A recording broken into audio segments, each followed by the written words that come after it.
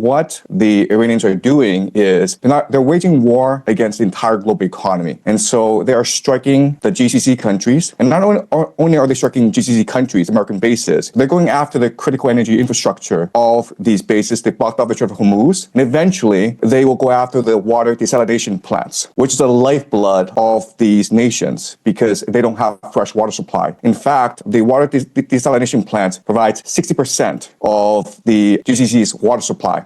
So if a drone, and these drones cost $50,000, if they wiped out a desalination plant in Riyadh, Saudi Arabia, and it's a city of 10 million people, right? They'd be out of water in 2 weeks.